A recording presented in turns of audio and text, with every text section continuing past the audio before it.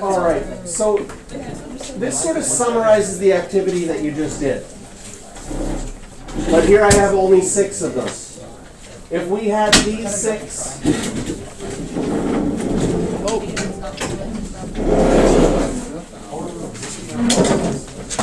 those would be the derivatives. And I said that you could memorize all of those, then you wouldn't have to use the definition of the derivative. And of course, you being the students that you were, cheated and found a pattern to memorize it quicker. Hey, you didn't cheat. You didn't cheat. That's just a good strategy, right? Yeah, cheating strategy. Cheating method. That's all math is learning methods to cheat so you can do math easier. And if you don't learn the cheating method to do it, you just don't know how to do it, and then that's bad. 3 phones on the provincial exam method.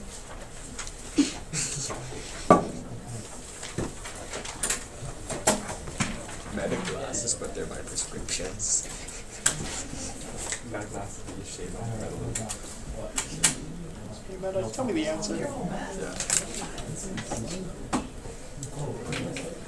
Yeah, so we're gonna go to the exam somewhere.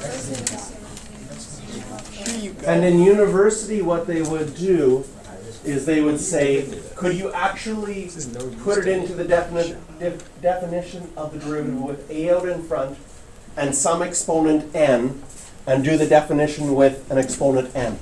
So what would Pascal's triangle look like at some random nth row? Very big. Very big. But every time you expanded Pascal's triangle, all of the, like the 3rd, the 4th, the 5th, the 6th, the 7th, they all had too many h's. They all went away. It only was that very first one that was important. That is true. So then we can look at this pattern and we can extend it to like square roots. We can extend it to just regular numbers. What's the derivative of 5? 0. Because if I bring the 0 out in front, I'm going to get 0. Now you're never going to show it like this. You're just going to know that anytime you have a constant number, doesn't matter what that number is, its derivative is going to be 0. If you think about a constant number as a graph, how do you graph y equals 5? 1, 2, 3, 4, 5. Would it not be a straight line? What's the slope of that straight line? 0. Any point I pick on there, its tangent line is going to be exactly the same as its line.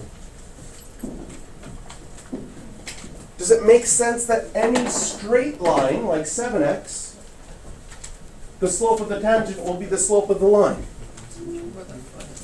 And our formula works for that.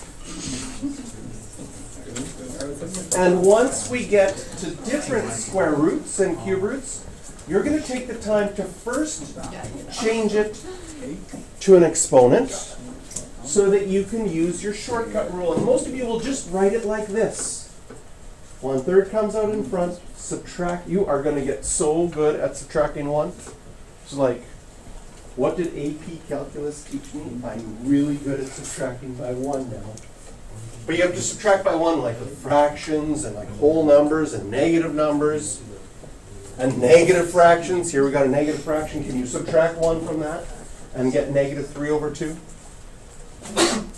And of course, anytime you have a fractional exponent, you could play around with it and write it in different ways.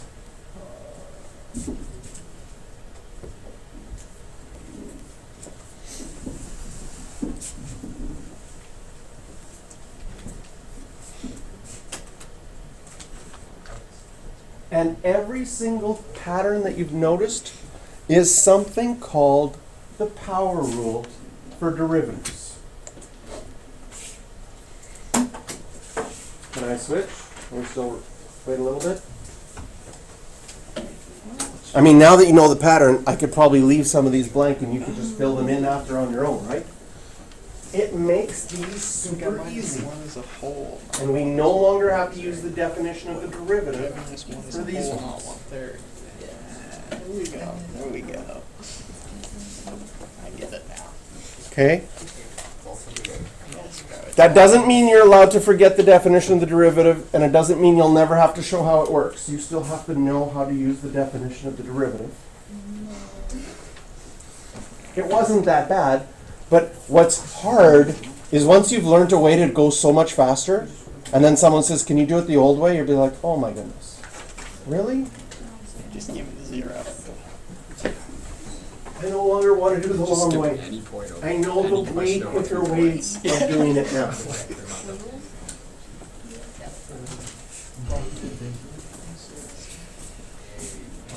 One is technically bigger than infinity. So, Like, this is the power rule. one to the power of infinity. A special case of the power rule is the constant rule. If you have a constant function, derivative is 0. You can use the power rule to show that. But if you have a power, that power comes out in front. And of course, if there was a number out in front, it multiplies. And you subtract 1 from the exponent. And if you didn't know this, an upside down letter A in math means for all. Because mathematicians are way too lazy to write 6 letters down. They have to come up with a symbol. Does NER also just For all n in the real numbers. Like, this is like a whole English sentence that we were able to do in 4 letters. No, those real numbers. This is true for all real n. For all n belonging to the real numbers.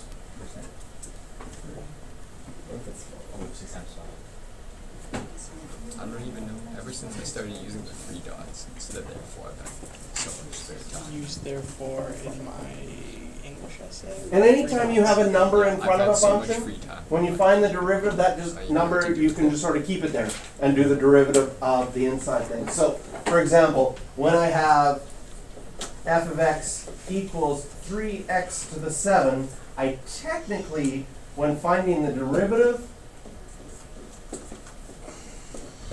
I could just say, well, this is 7x to the 6, and that means 3 times, but most of you will just go right to the answer right away.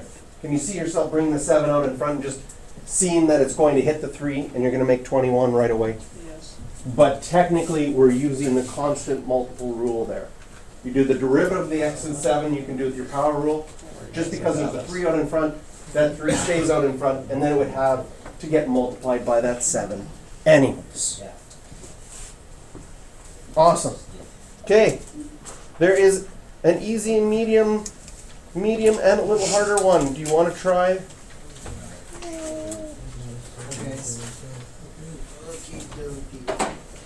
There's 1, 2, 3, 4 questions. You can, and the working backwards ones, you can do those 2 6 questions. I guess if I said it shaves off a lot of time, I should give you 30 seconds for all 6. You think you're that fast yet? Maybe not.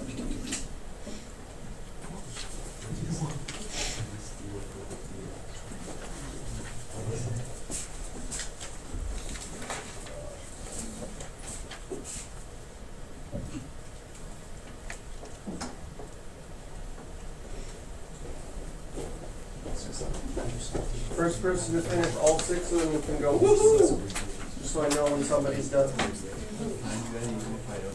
You have to know. You can. Whenever you finish, you can go woohoo. Yes.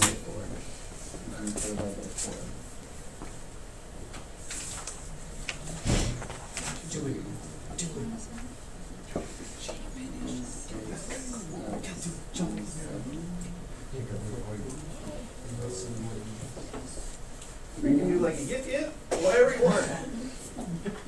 There we go. We got one yip yip already. Woohoo!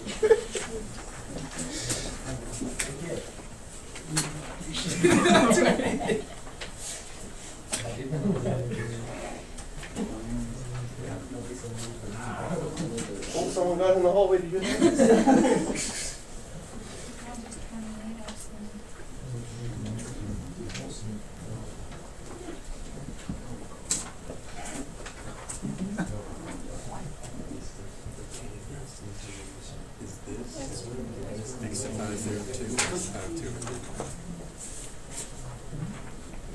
Ooh, bottom goes to the top, top goes to the bottom, so 2 over 3. So it's Yeah, whenever you finish all 6. 7 over 3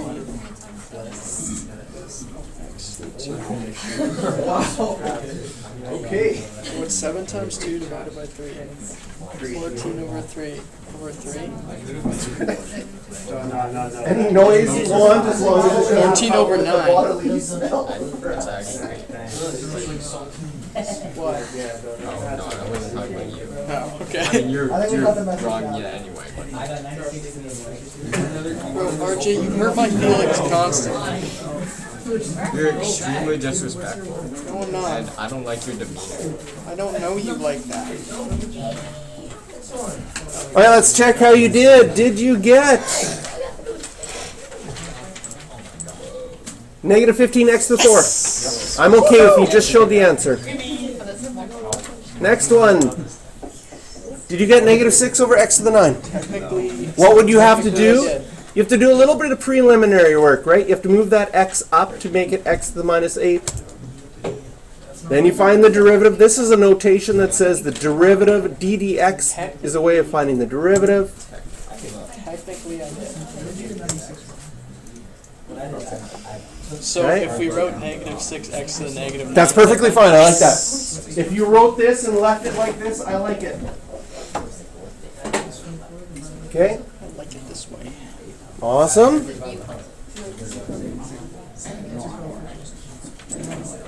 You get 28x cubed with that one.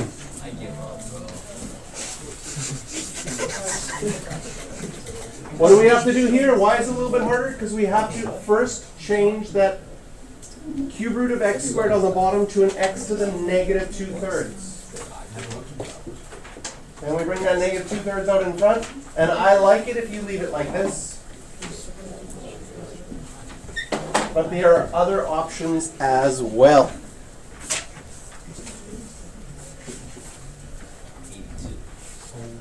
Some textbooks say if you have an option, don't write your exponents as negatives. So then you can move it to the bottom of your fraction. You're going to get really good at your negative exponent rule because you're going to play around a lot with it.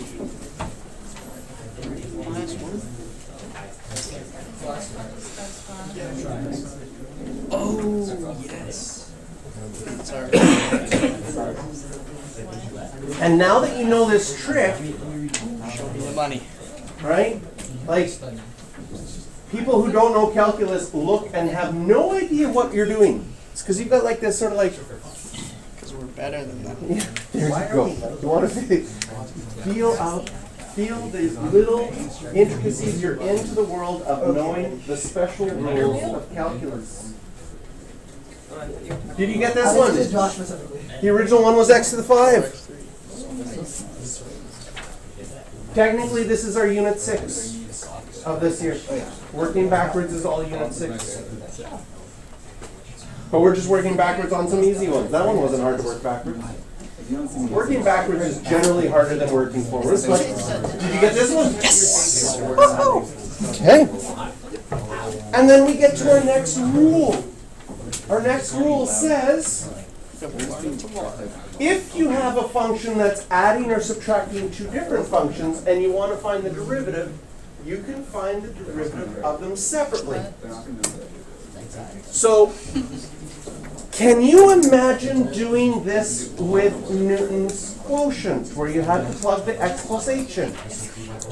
It would get very big, right? Take a chance, write down the answer. I give you 3 seconds.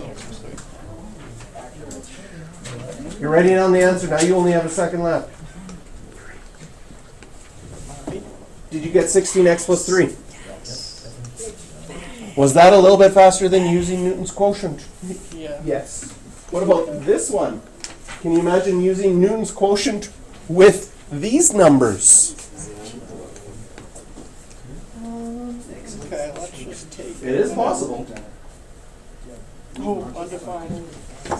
Derivative would be, bring the number out in front. I did an extra step.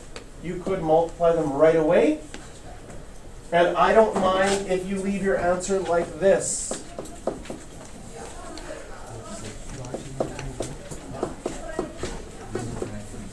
Okay, I don't mind that. But if you want to make your exponents positives, you can. If you want to change them back into radicals, you could. But for the most part, you'd probably leave it like the green because it's just easy. It's easiest to leave it as the green. Yes. This game's too easy. It's all of a sudden calculus got really easy. Don't worry, it'll get hard again. No, let's not. But sometimes, okay,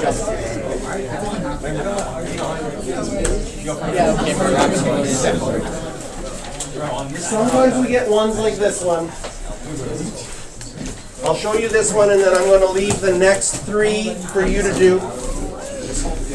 In this form, you can't do it. You can only do things when you have powers. That's the only thing we've learned so far. So first of all, I'm going to square it out.